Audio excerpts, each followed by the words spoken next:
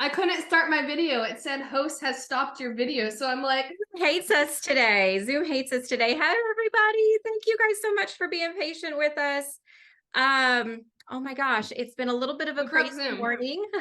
We have added so many signups for today. So we had to contact Zoom and get the account upgraded even further. And so it's been wild. But welcome, ladies, to Save My Stale Listing. We're so excited to have y'all. We have so much information to share with y'all right now. So Lauren's going to be popping on here any minute. And in the meantime, we just want to go ahead and get started so that we can make good use of everybody's time. We've got a ton of information to get through, but stay till the end because we have some exciting stuff happening at the end of the call. If for some reason you need to jump on and jump back off, this meeting will be recorded. You guys will get an email with a copy of the recording for you to go ahead and go back to. So if you miss something or you you couldn't take notes fast enough or anything like that, just let us know. So real quick, let's just make sure the webinar chat is working. Drop really quick for me where you guys are from so that I can make sure that everything is there. Oh, I see. Oh, look, Lauren's there. I'm glad, Lauren. Oh, technical difficulties. It's all good. We're here. All righty. Well, we're going to go ahead and get started with Save My Stale Listing. So who feels right now like they have a listing that has been on the market longer than anything that you have had on the market in like the last, I don't know, 3 years? I feel like for me, it's probably been 4 or maybe even 5 years before since I've had listings kind of sitting more than 30 days. Do you guys agree with that? It's been years. Oh gosh. Definitely the pressure's on now for sure.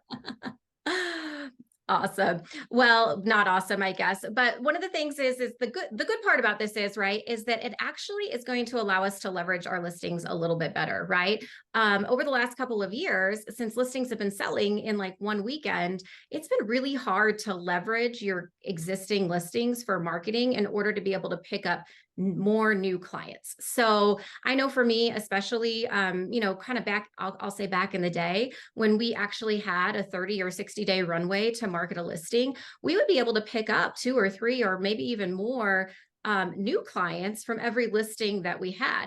But over the past 2 years, when you put the sign in the yard on a Thursday and it's under contract already by Monday, you don't even get a chance to run an open house or run an ad or do any circle prospecting. It's really hard to, kind of leverage those to more and more. Remember that old saying, listings are leverage? Maybe I do remember that. I do remember that.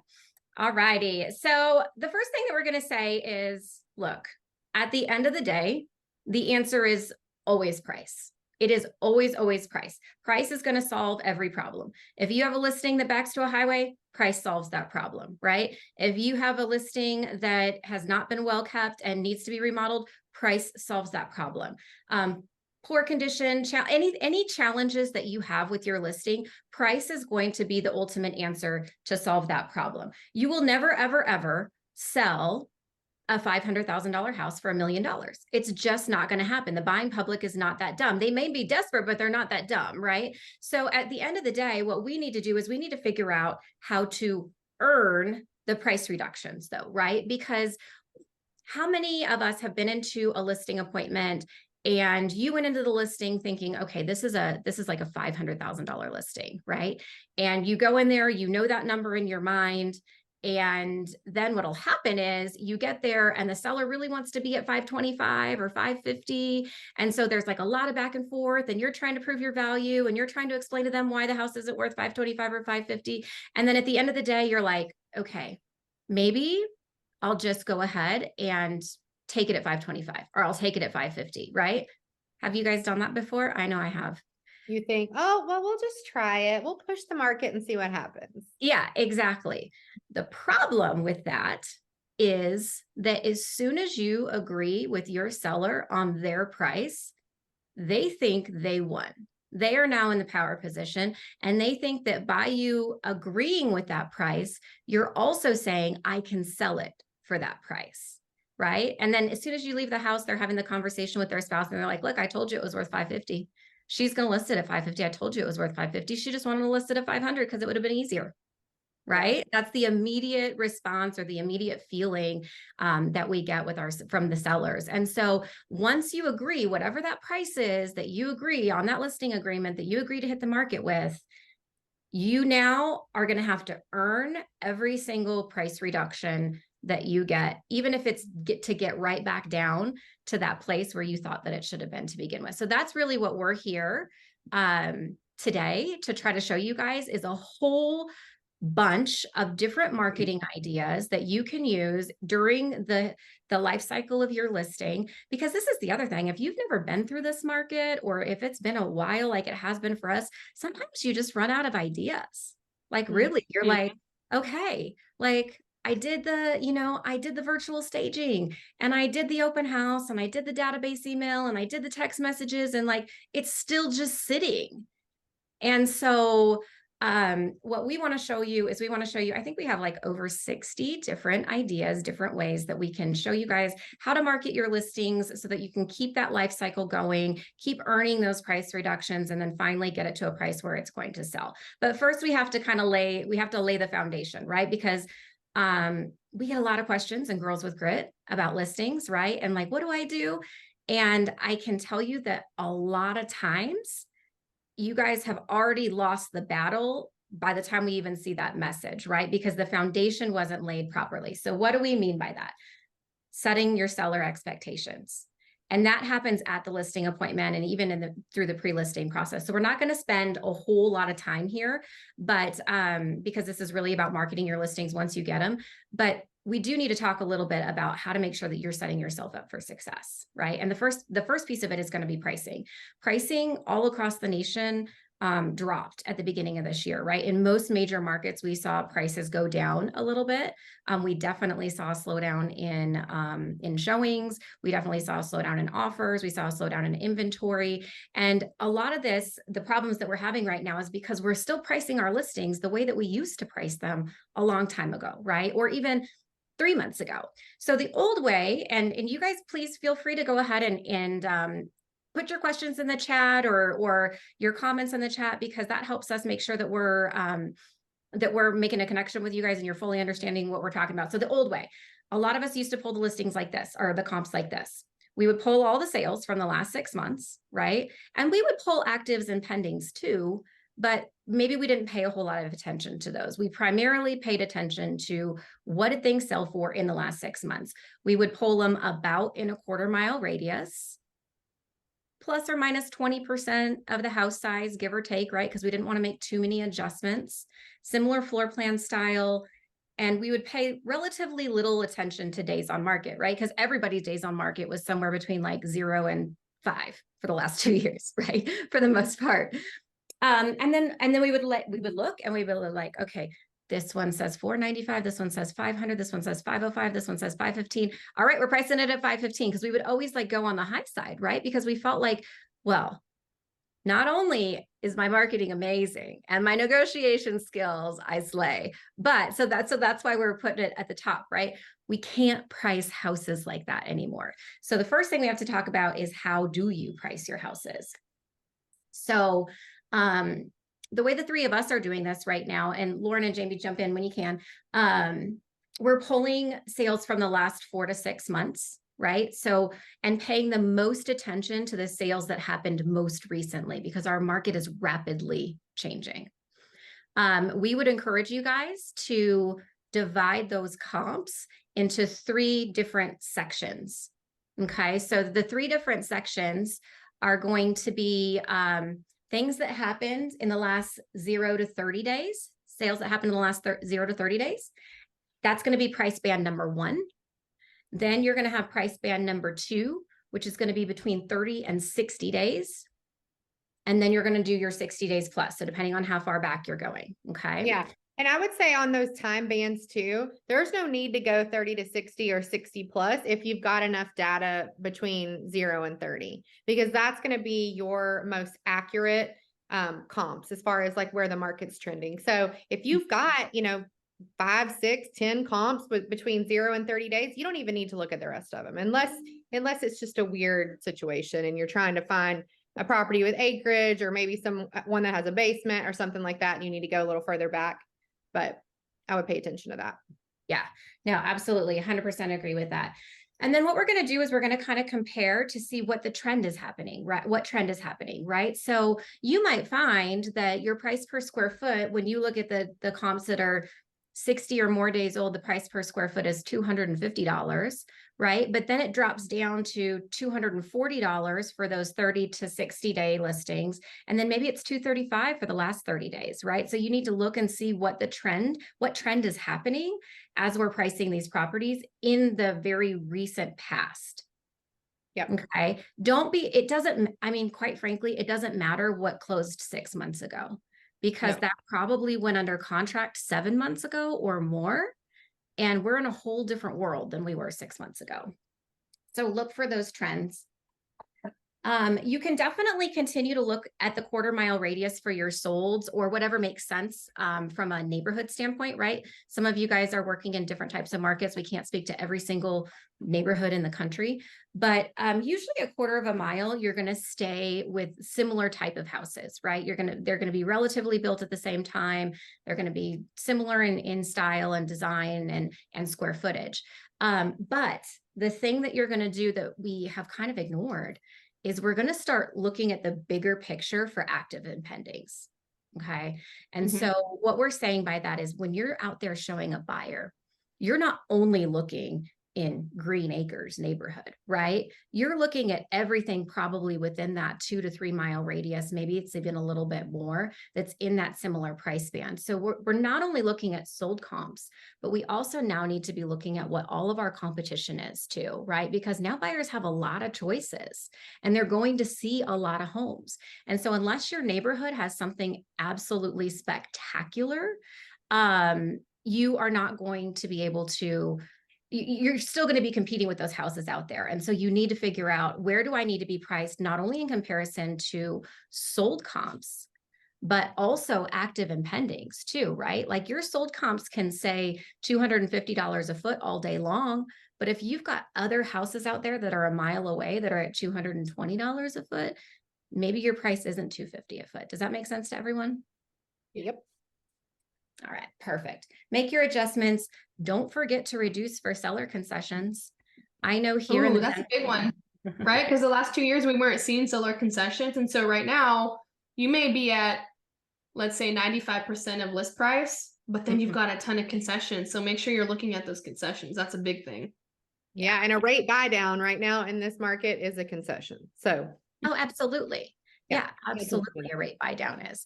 And then if for some reason you guys are seeing a note in the MLS that says that they did a rate buy down, but maybe your MLS doesn't show you exactly what the dollar cost is, on a 2-1 buy down, the average cost of that is about 2.5% of the loan amount. So if you just need like a good gauge for what something like that costs, that is an example that you can use, because at the end of the day, that is a deduction from the sales price. Yep. 100%. And then obviously heavy emphasis on days on market, right? We're going to show you guys some more stuff about days on market here, and price it slightly below the window. And that's the key piece, right? If you're the best thing on the market at your price point, you can still sell quickly. You can still even get multiple offers. It just happened to me a couple of weeks ago for a house that we had nearby us. We priced it right at the bottom of the window of where we would have normally priced it. And we ended up selling in 1 weekend with multiple offers. They got a lease back that was free. I mean, like all the stuff that was happening in the old days, it was happening 2 weeks ago because we priced properly for it. Alrighty, Lauren, you want to take this one? Yeah. We really want to make sure that you guys know when you're going on your listing appointments and you're talking through these comps with your sellers, that there are certain things you need to pay closer attention to now. Now, before we may have, like Tara said, we weren't even really looking at days on market because we didn't have to. But now you really need to look at days on market, the general area, days on market, neighborhood specific, get hyper local on that. You know, you may have a really hot neighborhood and a half a mile down the street, it's a not so hot neighborhood. So you want to make sure you're looking hyper local on that. The original list price to sold price, you need to know that number when you go into your listing appointment so that you can, again, set the right expectations. If listings are only getting 95% of the sale price, you need to prep that seller. Hey, we may be listing at 400, but the reality is we're probably only going to get 95% of that list price. So make sure you're having those conversations. The final list to sold price, well, that's what I was talking about, the final list to sold, but the original versus final is basically the spread, what people are having to come down as far as price reductions and stuff.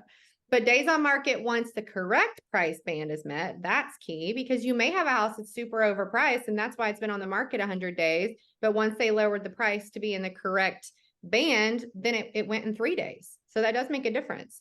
Again, you want to make sure you're looking at average seller concessions, the average showings. And we've talked about that before. If you girls have showing time and through your MLS, you can very easily pull that data. And then how many showings is it taking before you're getting a contract? And those are the kind of conversations that make it easier with the seller. Like, hey, if we're getting 10 showings, and we're going to talk about that here in a minute, if we're getting 10 showings and no contract, like, we need to have further conversations. So knowing those numbers is key when you're setting seller expectations. Yep, absolutely. Real quick, somebody had a question. In case you missed that little detail that Lauren, I just want to make sure you guys are aware of that. Check with your MLS through showing time. We have real trends and stuff like that that will give you this data that we're talking about. Like how Lauren said, how many showings to pending, how many showings hyper local in your exact neighborhood. That is data you do have access to through those tools. Yeah, it's pretty cool. And that's key. And if for some reason you're in one of the very few MLSs that doesn't offer that, then your job is to call the other listing agents every single week and ask them how many showings they had that week. That's just part of the gig. Like, that's what, when I started selling and when we used to have, you know, days on market of 90, 120, 180 days or more, that was my job. Every single Monday was I called all the listing agents that had competing listings and said, you know, what was your activity over this week? How many showings did you have? And it's just, that's just one of the things that we do when we're in a market like this. Yeah, for sure. And this is something that you absolutely have to prep your sellers on. It has to be in absolute impeccable condition right now, because those buyers that are out there buying, they don't want a house. They don't want to walk through to a house that's completely cluttered, that has a red dining room, that isn't staged, that has old junky looking furniture. That doesn't give them the feelings of buy me, right? Like Tara created this slide that just kind of shows you how quick of a difference that can make in a buyer's eye. Should we be updating things? Do we need to paint? Should we replace this nasty carpet? Yes, the answer to all of these questions is yes. Bottom line, you will not be selling your property if it's not ready to go. Yeah. And again, if you will have those conversations on the front end with your seller, that's what we're trying to get across to you guys. It's not fun. Like, that is not fun to tell a seller, your carpet's nasty, you need to rip it up, it smells like cat pee, but you got to do it. Oh, look at me. I'm like, it's like I knew you were going to say this right here. Yeah, you can't be the girl who tells sellers what they want to hear just to get the listing, you guys. It really, really doesn't benefit anybody. It doesn't benefit you. It doesn't benefit the sellers. It doesn't benefit the market in general. Like, honestly, have those hard conversations up front. You know, it's really up to them at the end of the day. You can't force somebody to get new carpet, but you can have the conversation so that when they get the feedback later from showing time that says buyers love the house, but the one down the street had brand new carpet, so they went with that one, you can bring them back to the conversation that you already had. And I know that there's, some food for thought, I guess it is, that's running around that's like, well, I don't want to replace carpet because what if the new seller or the new buyer doesn't like the color, or they didn't want carpet, or this or that or the other thing? Honestly, that is not your problem. Like, it is not, like, that is not the concern of yours. Your concern is to put the best possible product on the market at the time. Does that make sense? And I can guarantee you that any amount that you are going to invest in something like carpet, even if that new buyer turns around and rips it out right afterwards, it's a shame when that happens, but those investments in things like carpet and paint will pay off in spades when it comes to how much you're actually getting you're actually getting on the actual offer price, right? You're going to spend $3,000 on carpet. Start making relationships with carpet companies that are wholesale companies, right? Because you can get stuff for really cheap that is really nice, and it completely changes the entire perspective of the house. Yeah, for sure. And no, concessions for carpet, that's an absolute last resort. Just get it done. Yeah. Get it done. I would absolutely there's always an excuse, right? There's always an excuse that the seller doesn't want to do it. Oh, I have kids. Oh, I have dogs. Oh, I have too much furniture. Oh, I don't have the time. Like there's no scenario that hasn't been done before, right? And it just, at the time, you just have to tell your sellers, look, these are the two options. We can invest in carpet and you can do your best to keep it clean for the next 30 to 60 days. And we get it. You have kids and dogs, and that's fine. But it's still going to look a lot better than what's in here right now. And the other piece of it is when you're adjusting for that, and we're not going to talk about all that today because we just don't have time, but when you're adjusting for things like carpet, you can't say, oh, it's going to cost $5,000 to replace the carpet, so I'm going to give a $5,000 flooring credit. It doesn't work like that. You also have to compensate the buyer for them not knowing exactly how much it's going to cost, their inconvenience, right? All of that. And so your $5,000 carpet is going to turn into $15,000 or $20,000 on the sales price or a flooring credit before somebody's actually going to feel like it's worth it. Yeah. All right. So new marketism. We're not trying to call anybody out, but here's the deal. We see a lot of comments in our group, especially, right? That start with, well, I didn't have the money to do XYZ marketing, right? And the bottom line, ladies, is this market that we're in right now requires marketing, which is an investment of time and money.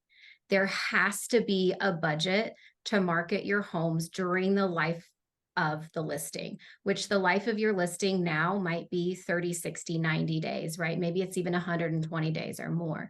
You have to figure out a way to put a little bit of money aside to be able to do proper marketing for your clients, because it is not your client's fault that you haven't had a closing in a couple of months. And so you're super short on cash, and therefore you're not able to do professional photos, or you're not able to do videography, or you're not able to do Facebook marketing. We're going to show you tons of ways to market for free, but at the end of the day, you absolutely have to reserve some money. Throw that on a credit card if you have to, but that's part of being in business. This is a business, and so you have to be able to invest in your business. That's like, McDonald's saying, well, I'll serve you the hamburger, but I didn't have the money to wrap it, so I hope you don't mind that I'm delivering it on my hand, right? Like you just can't do it that way. Yeah. So what does the lifestyle of a listing look like right now? Or I'm sorry, the life cycle of the listing. So first, you're going to have your initial launch. We're going to go into each of these in detail here in a minute. Your initial launch, you need to hit the market with your best foot forward every single time. We cannot say, oh, I'll take cell phone pictures and then I'll upload the professional photography when I get to it. Okay. We have to hit it with our best foot forward every single time. The first 50% of your average days on market is phase one. Okay. And this is going to be different for every listing. One listing, your average days on market might be 15. And so in this case, phase one would be like 7 days. If your average days on market is 60, then phase one is going to be 30 days. Okay. So you're going to take the first half, because we all know that first push is going to be most important. And we're going to deploy our core marketing strategy. And we're going to get to those details. After that's done, we evaluate, right? Are we getting the showing activity that we need? Even though you're not to the end of your average days on market yet, we're not panic price reducing, but we're evaluating. Do we have as many showings as we should have had at this point in time? Do we need a price adjustment? Maybe, maybe not. Do we need to take a real look inside of our own marketing plan and decide, are we doing everything we possibly can to market this house, or are we not getting the showings because we didn't put our best foot forward as listing agents? So we have to kind of be really introspective about that at this point. Do we need a price reduction, or can we just simply hit the gas on the marketing plan and move forward into phase two? And then phase two is the second 50% of our days on market. Okay, so that's days 7 to 15, or that's days 30 to 60. We have to dig a little bit deeper. We're going to go a little bit harder on the marketing. We're going to do some things that are outside of the box that sometimes work and sometimes don't, but we're doing everything we can so we can go back to our sellers and tell them all the wonderful things we've been doing to market their property and earn the price reduction. And then we evaluate again. Does the activity match the prediction? Do we need a price adjustment? If you've hit your average days on market and you don't have an offer, chances are you need a price reduction. Like, there's really no reason that you wouldn't reduce the price at that time. All right, what your showings are telling you. Jamie, you want to go over this one? Yeah, so good showing traffic, but no offers. We hear this a lot in the group. I'm getting a lot of showings, but I haven't had any offers. What's wrong with my listing, girls? Well, here's what's going on. Overall, we need to figure out, is your price in line with the market average, right? Number one, is your marketing on point, or did you just throw up cell phone pictures? Did you basically sequence your photos to where you have 20 exterior photos before you get to one interior photo? Things like that. That's what we mean when we say marketing. Is the actual condition or location of the home meeting the expectations? Meaning, are your photos too good? Are they too nice that once people actually get there and they step foot in the house and it's a disaster because your sellers are not cleaning up before each showing? It smells like certain foods or spices or cat urine or things like that. Like, we need to understand what's actually happening. Is the condition great? And then you have the option of either keeping the price and then improving the product. So here's your solution.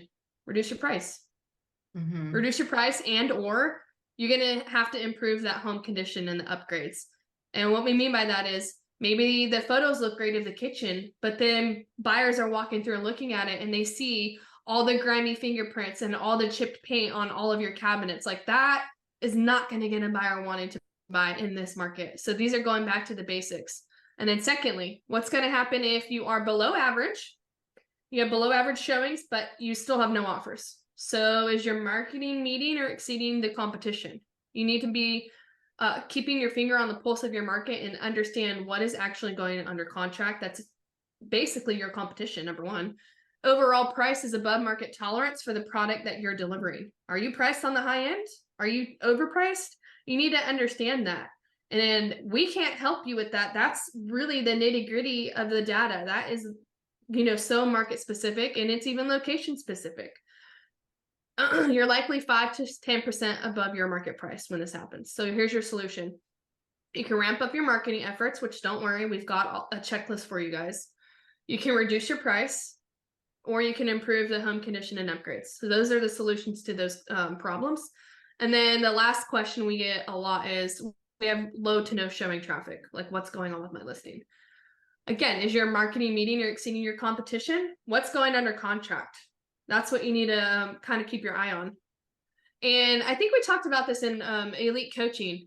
What's different about this market is 2 years ago, you could look at prices of homes from like 400 to, let's say, 425 and see what's going under contract. Now you need to be looking honestly at like 375 to 425, because that's your competition. Your competition is different depending on your market, because we're not always hitting 100%. So your solution: ramp up your marketing efforts, reduce your price, improve home condition and upgrades. So, but yeah, pricing is huge right now. Hopefully that gives you guys some ideas of what your showings are telling you, or what the number of showings are telling you. Because a lot of times we don't get good feedback, right? We get like not interested, or like just no feedback at all. So you have to be able to create your own feedback based on the data and the statistics that you have to work with. All right. Champagne marketing on a beer budget, girls. Who needs more marketing ideas? Because we don't, this is the thing. Just because the marketing is expensive doesn't mean it's good or effective. Okay. So, gosh, why does that keep going backwards? Sorry. Oh, look. This is true. Yeah. You could spend $1,500 on a video and it could still not bring you a single showing. And you could spend $0 and call some people and get several showings. And so the amount of the marketing is not always directly dependent on the effectiveness of the marketing. So we're going to show you guys some things that you can do to dig in if you don't have $4,000 or $5,000 to market your listing. Oh my gosh. Why is it doing this? It always does this. There you go. There we go. So here's champagne marketing on your budget. Number 1, your open house variations. Again, don't worry, ladies. We actually have a freebie for you of a checklist of all of these things that Lauren put together. So open house variations, we're going to try to go through this stuff quickly because we have a lot for you. Traditional open house, your basics. Neighbors only open house, you guys know what those are. Twilight open house, those are on weekdays between 3 and 6 p.m. Group open house with other neighborhood listings. So if you and there's 2 other listings in your neighborhood, you get together with those listing agents and you have an open house on the same day and highlight all 3 listings in your marketing.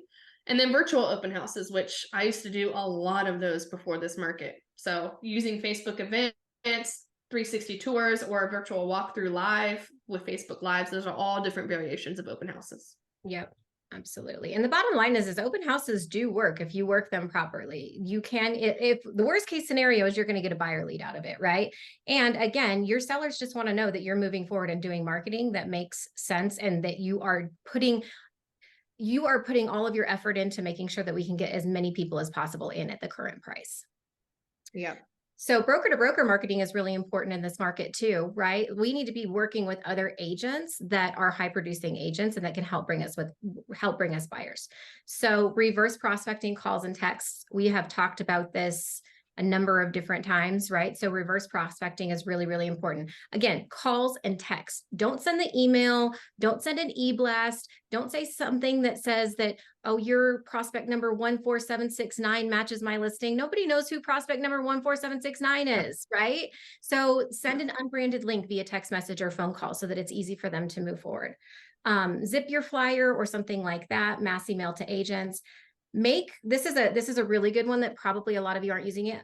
Make calls to agents who have recently sold properties in the area, even if they're not on your reverse prospecting list. Go back and see who has sold something in that neighborhood in the last year, or in that neighborhood in the 3 surrounding neighborhoods in the last year. Make sure that you're getting it in front of people, because we all know that 10% of the people do 90% of the business. So even if they're not on your reverse prospecting list, they may have a client for you. To that point, prospect the top 50 buyer agents in your town, right? The people that are doing all of the business, make sure that you stay in front of them, even if they're not on your reverse prospecting list. Share in local realtor Facebook groups and share with agents that are in your brokerage so that they can share on their social media, right?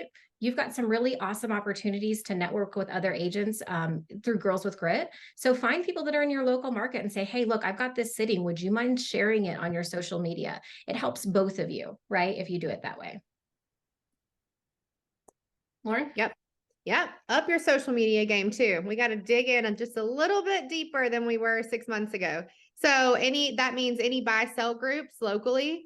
Listen, we're not above Craigslist. We were talking about this yesterday. I haven't used Craigslist in 2 years, but I would use it if I needed to. If I needed to go down this checklist, and you better just do all of it. You never know. So Craigslist, neighborhood Facebook groups, Nextdoor's a hot one. Pinterest. Pinterest is great. Pinterest drives a lot of traffic. So utilize all of these platforms. Ask your vendors. Look, you guys have been giving these vendors business for the past 2 years, right and left, call them, send them the listings. Hey, can you share this on your social media? They may know somebody that's looking for that type of property. LinkedIn, collab with many influencers in your area, troll local Facebook groups. We're not above trolling either if we need to. Listen, girls, you can find out a lot in those moms groups. Just saying, just sit back like a fly on the wall and wait for somebody to say they're looking for a house in a certain neighborhood. It happens. Half the people that are on this call are in Girls with Grit because we trolled the realtor pages. Don't give away our secrets. Promote in interest groups. If you've got a great new listing that's on a golf course, maybe you join. And y'all, if you go look at my Facebook, I have joined, even when we had like events in St. Pete, I joined local Facebook groups just to get stuff done. You can leave the groups after you're done. So if you need to join like a boating Facebook group or a golf Facebook group or something, maybe your new listing has an awesome dog park, join the dog group. It doesn't matter, but get creative with that. Promote to investors. There are specific investor social media groups, right? Promote to investor social groups, what the cap rate is if it's an investment property. You can do a home of the week feature on your social media. Promote that area with a neighborhood highlight reel. You could literally just go and promote the neighborhood, not necessarily the house, and try to drive traffic to see who might be interested in that neighborhood. Absolutely. So many things you can do. All All right. right. So here's some out of the box guerrilla marketing, or We out of the love box guerrilla. and guerrilla marketing. Sorry. Create a single property website with lead capture and tracking. I cannot stress that part enough. There's a lot of you that are like, look, I could just do a Canva landing page website for free. Stop it. Don't do that. You have no way of capturing that lead or tracking that data to then in turn turn around and give it to your seller to say how many hits your single property website got that week. So make sure you're doing it. Do not cheap out on that. Honestly. Do It's not not cheap that out on expensive either. It's like $12 a month for what's that one? Crib Flyer? Flyer. Yeah. Crib So Flyer. much. Okay. Write in a keyword rich blog on your website. I'm not above that. Listen, if I had to right now and I had the extra time to market my listing, I absolutely would put a quick little blog post together with some SEO type stuff and put that on my website and post that everywhere. Run numbers for an investment. Yeah. Run numbers for an investment in what? You can write a blog real quick on Chat GPT, girls. Just saying. Oh, Lauren.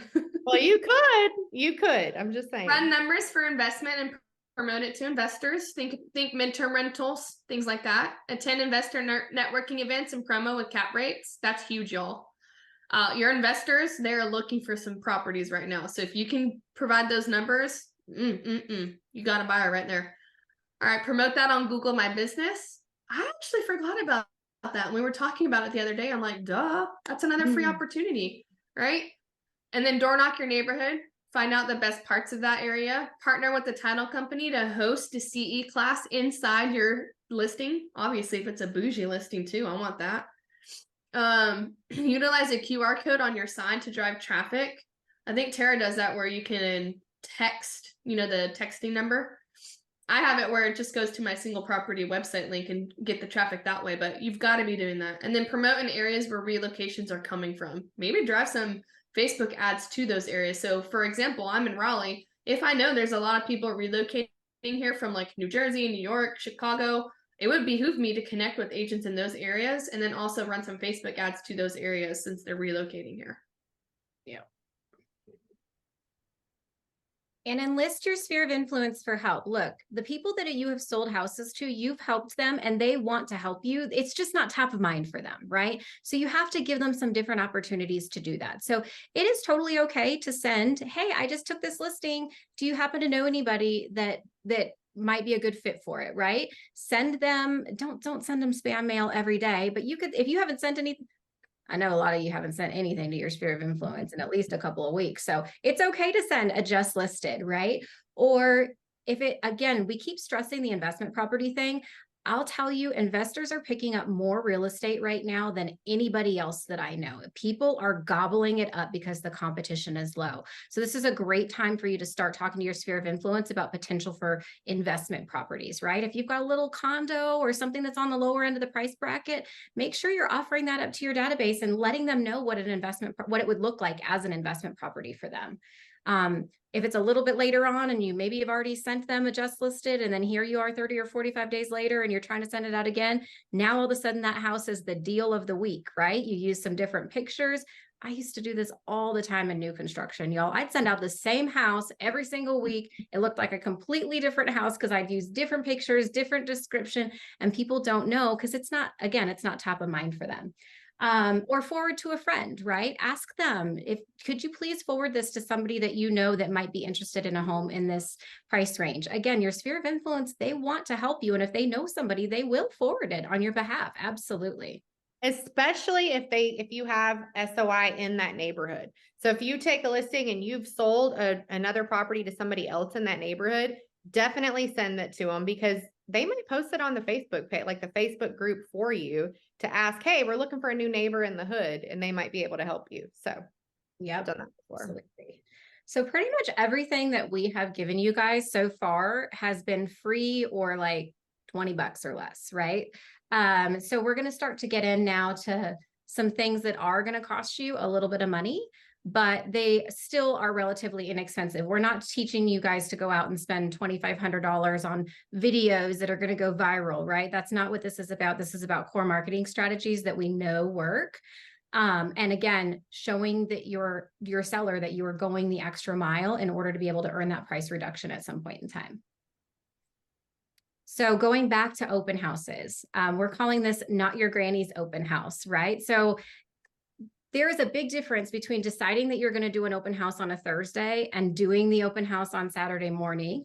That's one option, right? Not a great one, but it happens all the time.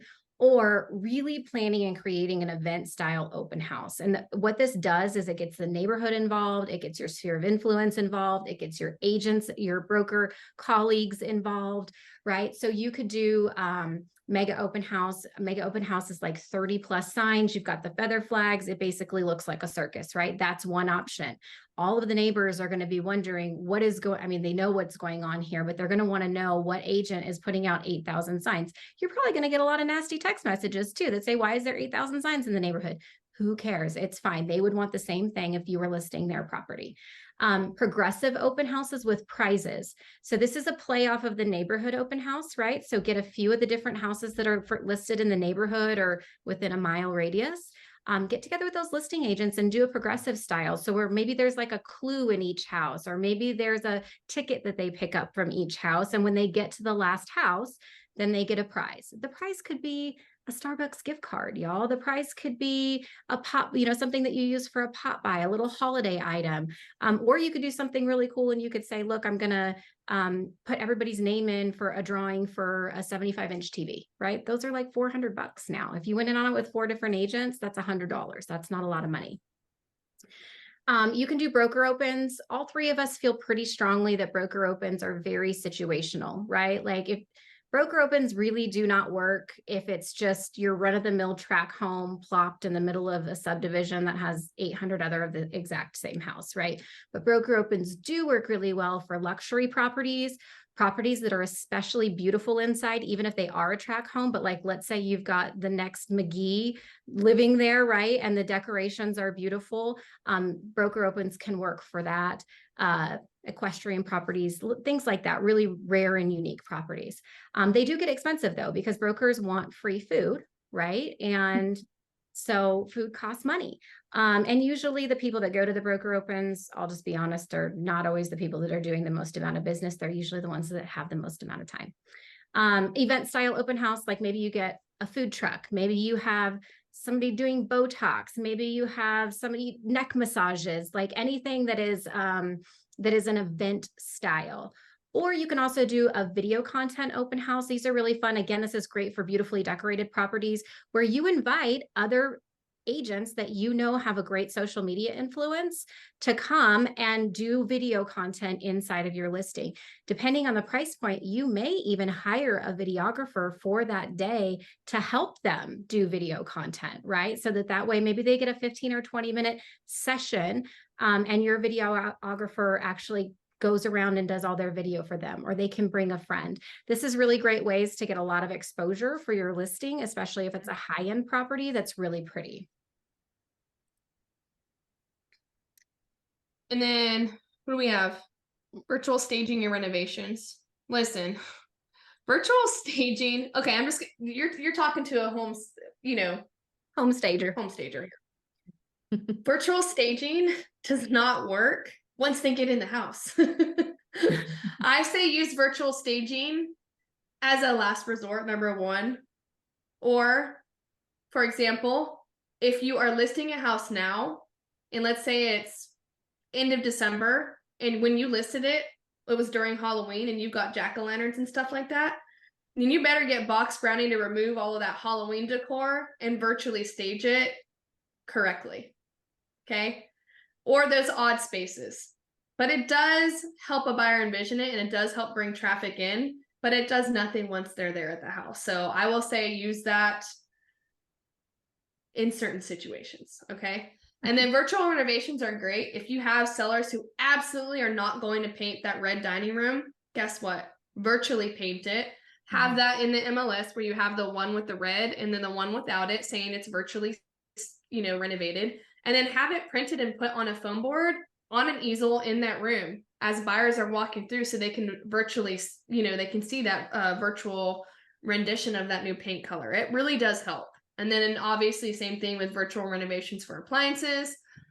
Address the elephant in the room. Yeah, whatever the ugly thing is, right? You just have to You fix have to. it.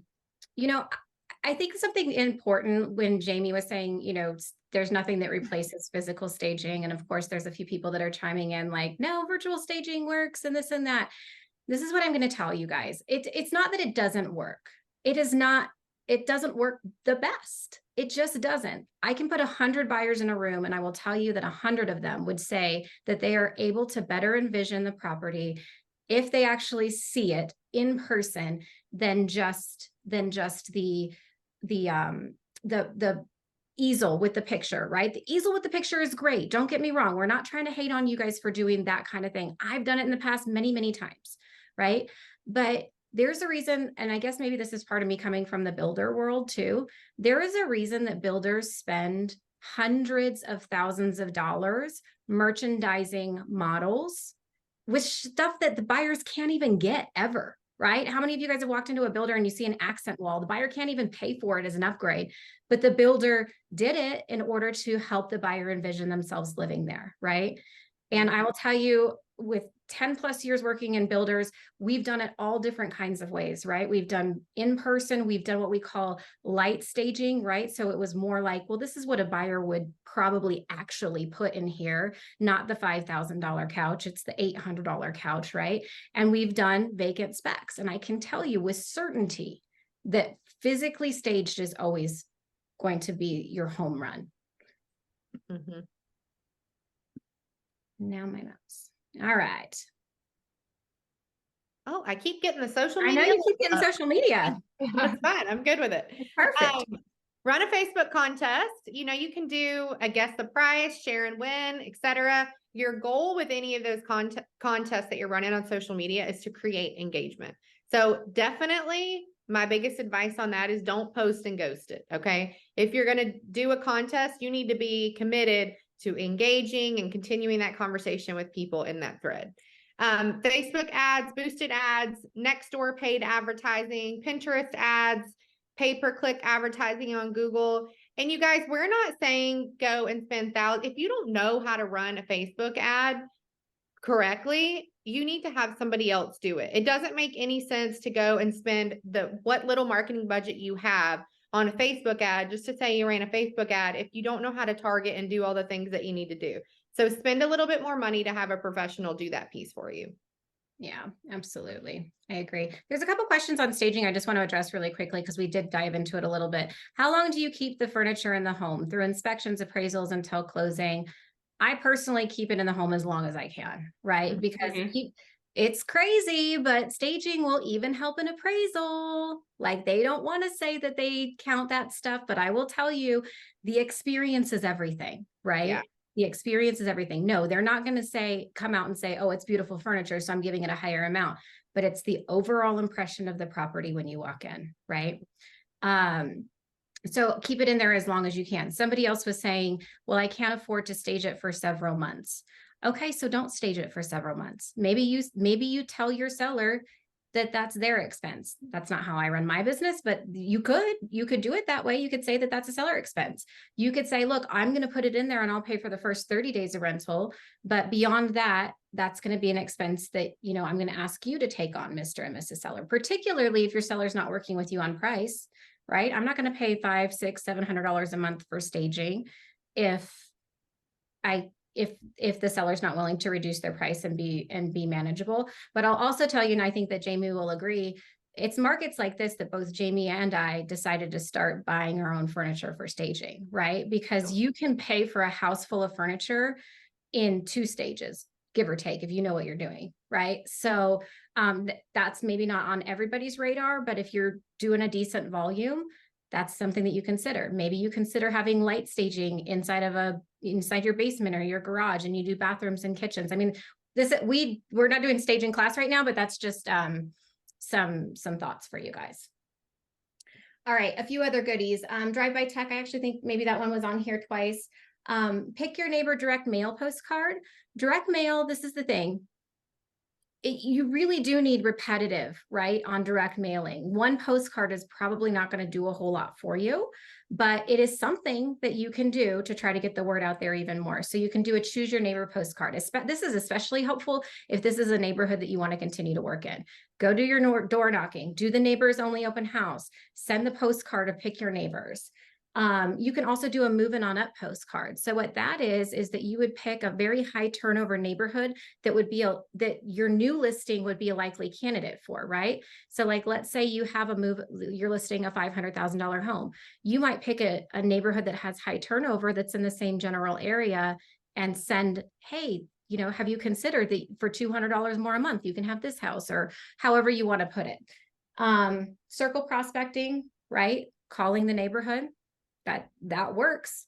It's not what everybody loves, but it's what it does work. And doing mailings for why rent when you can own. And those are especially helpful for your entry level properties, which I don't think anybody's really having a ton of trouble with entry level properties right now, but doesn't mean we won't soon. Yep. Nope, we're bringing All out right. the guns. Help me, Tom Cruise. What's that movie where he does that? Yeah. Okay, here is something that we used to do a lot of. Basically, kind of in a market like this where our listings were sitting. Listen, I remember when the market crashed, holding inventory, a lot of listing agents had 20, 30 plus listings at any given time. So this is nowhere near that desperate, by the way. No. But I remember back then we used to do the written reverse offer or a verbal reverse offer to the buyer, right? So let's say you didn't get any showings and all of a sudden you got 3 showings and you have 3 interested buyers and it's a week, maybe 10 days have passed and there's still no offers. Guess what? You talk with your seller, you were about to do a price drop, you call up those buyers agents and you essentially give a verbal reverse offer. Similarly, like matching maybe what you were about to drop the price to or whatever concessions or whatever you can do to try and drum up that buyer to get over that hump and go all in and actually accept that. So it does work. So before y'all get all crazy on us, it does work. We're not doing stuff that we don't do or haven't done in the past. We're not you guys know that about us. We only do things that we would or have done. Yep. Look, Kelly Phillips just said, okay, so first of all, Kelly Phillips is a boss if you don't know her, but she just said, I did a reverse offer this summer and we closed it. Yeah, I bet you did. Yep. Because so like, how often do you have the showing feedback and it's like, oh, this was our first day out. The buyer's not quite ready to make a decision yet, right? Those are ideal candidates for these reverse offers, right? 2 weeks later. Hey, I know it was your buyer's first time out. We're about ready to drop the price to XYZ. Is your buyer interested? I'd love to give you guys the first opportunity since you were one of our first showings. Make it sound like you're doing something nice for them. They appreciate it. Yeah, that's good. Yeah. What else, Jamie? But yeah, reverse prospect with the broker bonus, right? Or same thing, this kind of goes by it. Consider if an offer buy, then we will give a buyer concession, or we'll go ahead and give kind of like a credit to the buyer's agent as like a commission bonus. So those are 2 things that you can do kind of similarly. Yeah, absolutely. Jennifer Meek says, I do reverse offers all the time. Yep.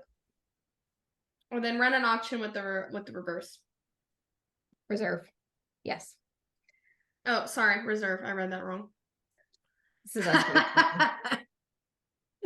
When all else fails, there's always good old St. Joe, y'all. If you don't know who St. Joe is, you need Listen, I ain't burying St. Joe, but I'll go on vacation. I have 2 camps. I love it. That's funny though. This is meant to be kind of But upside down is the key. You have to remember that. You can't put him right side up. Yeah, upside Don't down. leave him there in the house, and you have to dig it back up. These are all the rules. I don't know. I'm just gonna say I might have done it more than once in the past. I've done it. And it worked. Like, I don't know why, but somehow it works. It works. Do I need to bust out my little baggie of St. Joseph's right here? I literally have one in my trunk. I'm not gonna lie. I'm not. That's how you know you're old school. Well, in this market, y'all might just want to hang him upside down from the rear view. Just saying. Just drive around with St. Joe. He's good. It's funny. Hey, you know what? Your sellers like it too. But so here's the deal, ladies. This is just the stuff. This is a way for you to earn the price reduction, right? There's no way that you can go through this list of things and then go to your seller and be like, look, we still don't have an offer. We have to reduce the price. If you can show your seller that you're doing everything that you can, they also understand. Now, before you do a price reduction, you do need to what we call reset your listing. Okay. So this is, you know, you're doing a price reduction, but these are the things that you want to do before you actually make the change in MLS. So you got to figure out what's your goal with the price reduction. If you're just trying to get like a little baby bump to the top, you want yours to show up again in the emails, you can do a, you know, couple thousand or whatever. If you're trying to hit a new audience, you need to be on the next price band. That is the only way you're going to hit a new audience. Okay. So if you're at 700, you need to go down to 675, or you need to go down to 650, or else you're not going to see anybody new. Change your primary photo. Okay. This is a big one. It's a must do. Every time you do a price reduction, you need to change your primary photo. I don't care if there's memes out there making fun of it. I don't care, because it works. Use a twilight, change it to an aerial photo, different angle, whatever it is, because people see it in their phones over and over again, and it's just monotonous. You just look right over it. Evaluate your photo order. We talked about that earlier. Make sure your photo order is on point. Are you highlighting accidentally things that are actually downfalls of the house? How many times have we seen those posts on Girls with Grit? Can you tell me why my house isn't selling? I'm like, well, your second photo is the staircase running straight into the front door.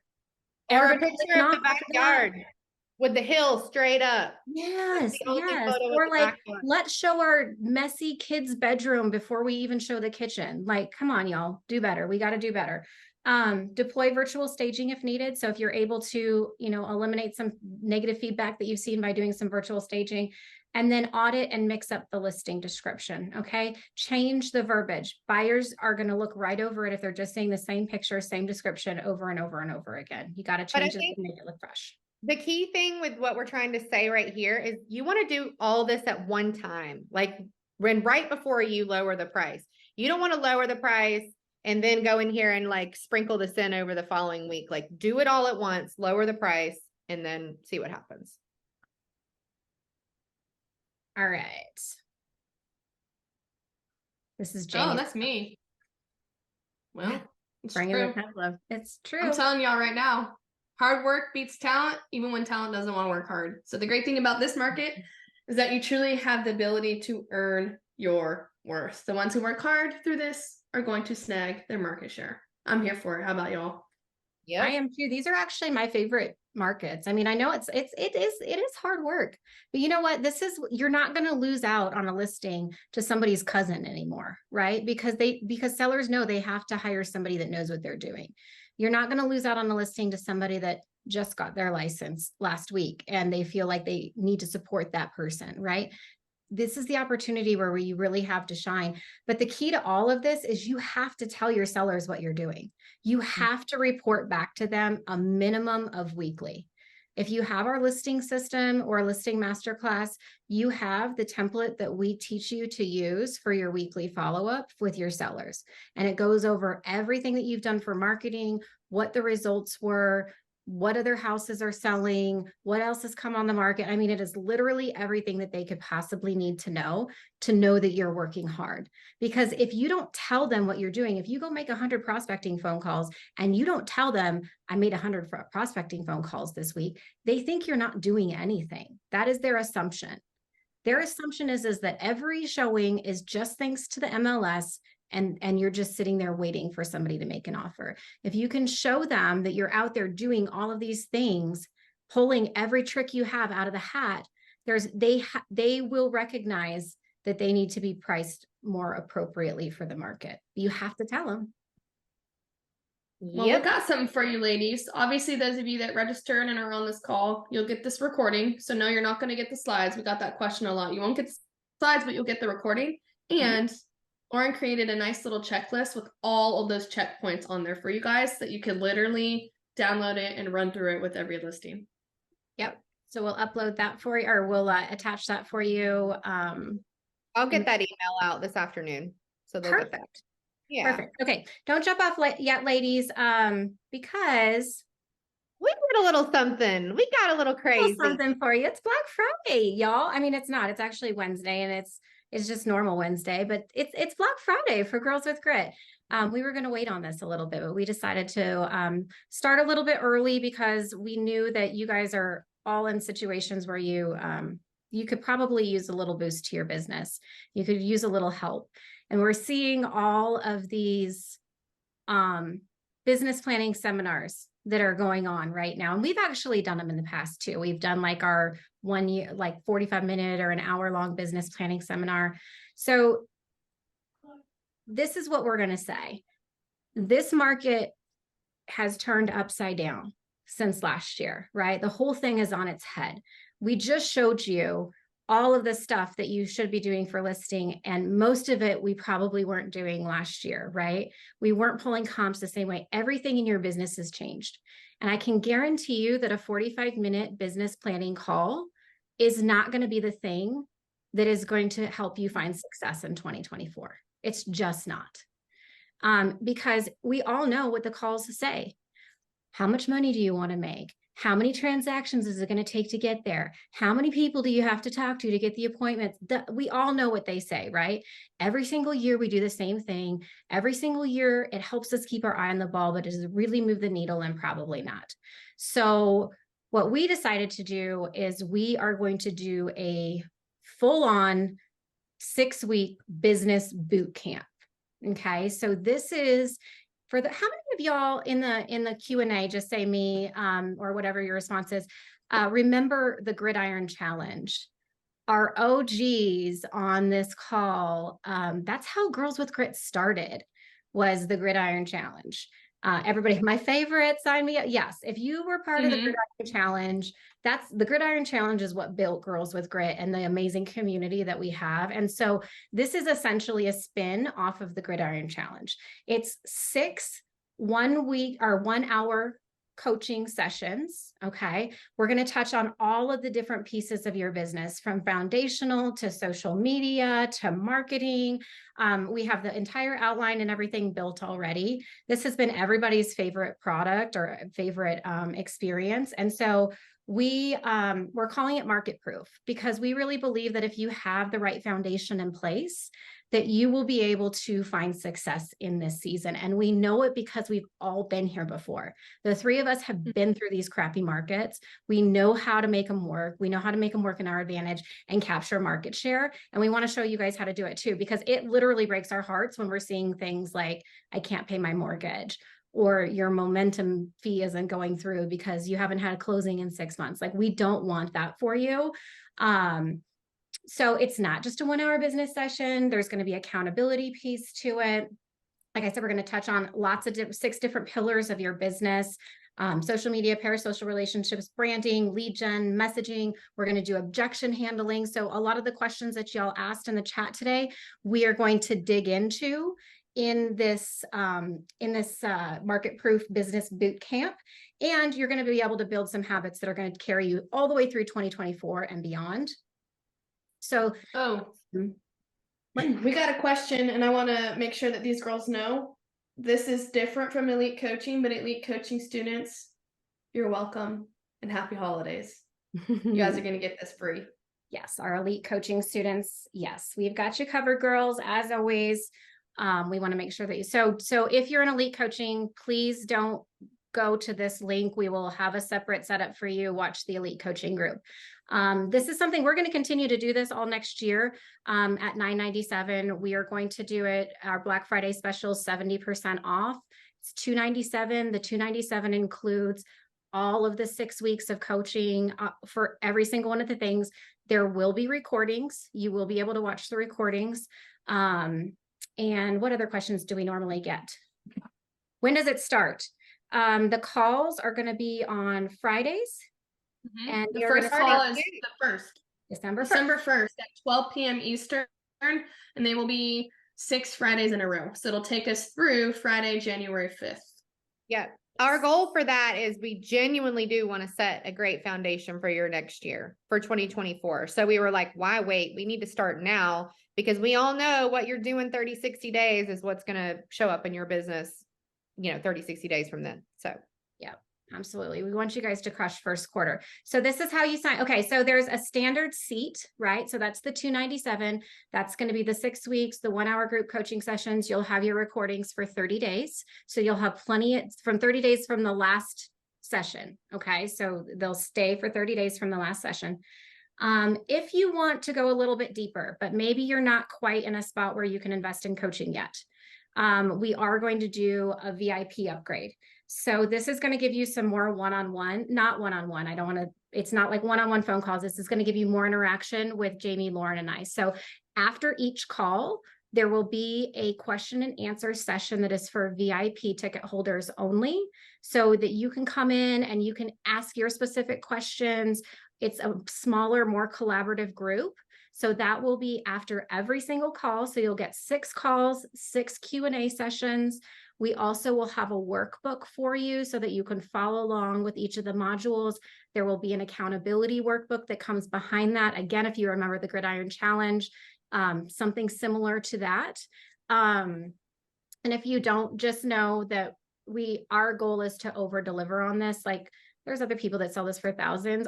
We don't need to make a mint off of you guys. We just want to help you make it through 2024. So we do have a limit on the number of people that will be in VIP though, because obviously we can't have like 1,000 people in VIP, or else it doesn't really feel like you can ask all of your questions. And you'll have recordings for life from VIP. Okay. So if you guys want to go ahead and sign up for that, you can just go to girlswithgrit.com/Black Friday. You can sign up now. There's not going to be anything in your dashboard yet because it doesn't start until December 1st, but you can go ahead and sign up now, take that tax write-off, get prepared. We'll be dropping some little surprises here and there into that module, and we'll let you know as we do. But we really hope that you'll join us for the business boot camp, because we know it's going to be a game changer. It's been a game changer for other people already, and the content is new and fresh, and it's 100% for what we're experiencing right now. Yep. So did I miss anything, girls? I think you got it. Coaching students, if you do want the VIP upgrade, you will need to purchase at least the upgrade, but you're going to get the actual calls free. There'll be instructions for the elite girls in the elite coaching group here in just a minute. Okay. So we'll drop that post for you so that you know exactly what to do if you're in elite coaching. When is the deadline to sign up? So, I mean, we're going to accept signups until the calls start, at least, but if you want the VIP, I just know how you girls are. My guess is the VIP will sell out probably way before that. So I wouldn't wait on it. I mean, no, but the Black Friday pricing, the $297, we're closing that down on the 28th. Oh, sorry. Yes, you're right about that. So yeah, I mean, if you wait until the day of, sure, you can get in, but you're going to pay $997. Why would you want to do that? Don't do that. Yeah. So it's going to be fun. We're excited. Sorry, I just want to correct you on that one time, Lauren, because Black Friday pricing goes through Cyber Monday, which is the 27th. So it is. Okay. Ends on the 27th. So the 27th is the last day to get the $297 price. Okay, perfect. Yeah, Sorry. we covered Cyber Monday. See, originally we were going to make y'all wait on this until Black Friday, but then we said, hey, what the heck? Target does it. So here we are. I know, right? Because we love Target. Good. Okay, real quick, because this is popping off in the Q&A. We've said it multiple times, so everyone listen. Okay. 1, 2, 3. The first call starts Friday, December 1st. It's 6 Fridays in a row, so it's going to take us through last call, Friday, January 5th. Every call will start live Friday at 12 p.m. Eastern. Okay, so that's the cadence of the calls, the dates. There was somebody else who said, oh, I'm bummed I won't be able to make most of them live. That's okay. You're going to get the recordings at least. So make sure that if you want this content, please still join us. If you have like a lunch planned at one of your kids for a holiday party or something like that, don't not opt in because you're going to miss 1 week or something like that. You owe it to yourself and your business if you want to be around this time next year to join us. Truly. There's so many girls in this chat right now, in this Q&A, that are saying the Gridiron Challenge is what totally changed their business. And then they joined Elite Coaching, and here they are going into year 3 with us, and they're baddies. We want that for you guys too. So that's good. All right. All right, girls, if you guys have any more questions, please feel free to put them in the group. We're happy to answer questions. If you have something that's a one-off question that's really just for you, email us at hello@girlswithgritcollective.com. And we can get back to you. One of the three of us will respond, or Gracie will respond. You guys are all buying the VIP. Look, this VIP is going to freaking sell out today. Watch. I love it. I want you girls to share your wins in the group regarding like what you learned on the call as far as moving stale listings. And when you pull one of those ninja moves and you get an offer, share it in the group because we want to celebrate you. Absolutely. All right, girls, we hope you got a ton out of this call. We went a few minutes over since we got started a little bit late, but we appreciate you hanging in there with us. You'll get an email later today with the recording so that you guys can go back for your notes.